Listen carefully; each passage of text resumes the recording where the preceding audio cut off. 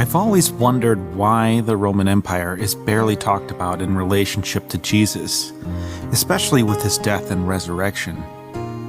Context is always important, and you simply can't have Jesus crucified if he didn't commit treason against the Roman Empire.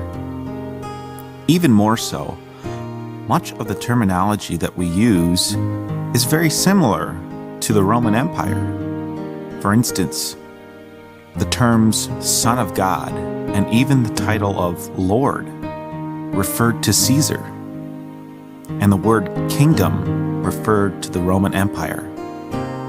But they weren't in the same stratosphere when it came to being a kingdom worthy of God.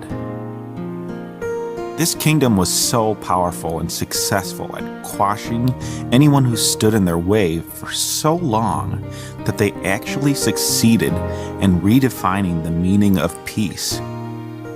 Specifically, Jesus lived during a period known as the Pax Romana, or the Peace of Rome, which was defined specifically as peace through victory, resulting in violence, destruction, and death.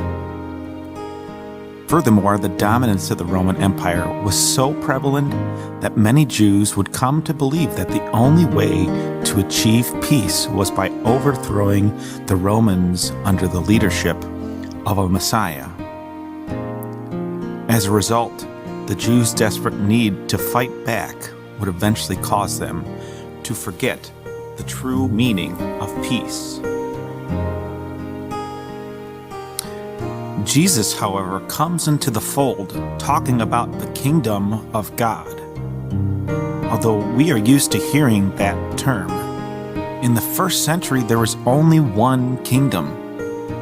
So his use of the kingdom of God implied that there was something wrong with the Roman Empire. Rather than resorting to violence in order to achieve peace, Jesus talks about loving your enemies and praying for those who persecute you.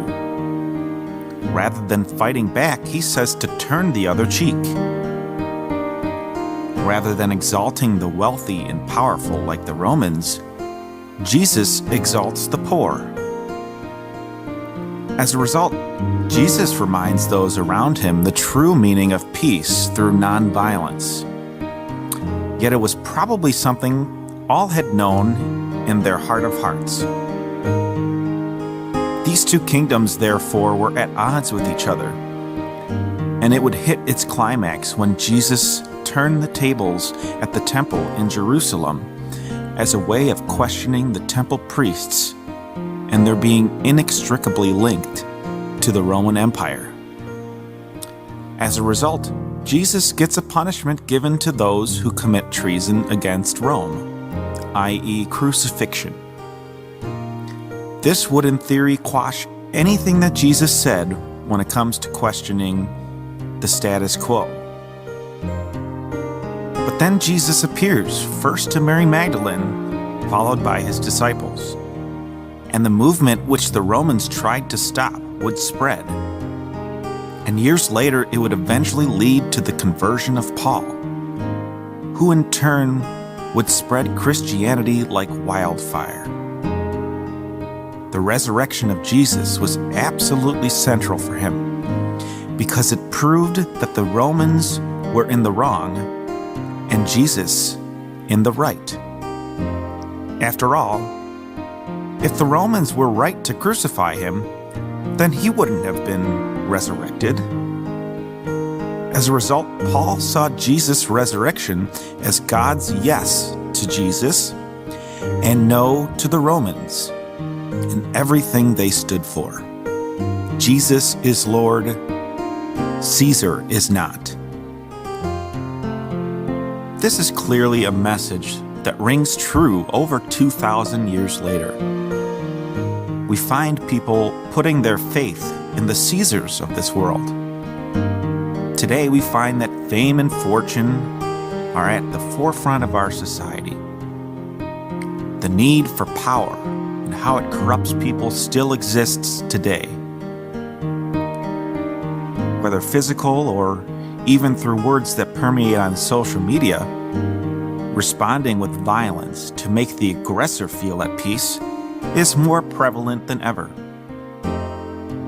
Yet despite these Caesars being the lords of this world, our faith has always gone counter to what the world says.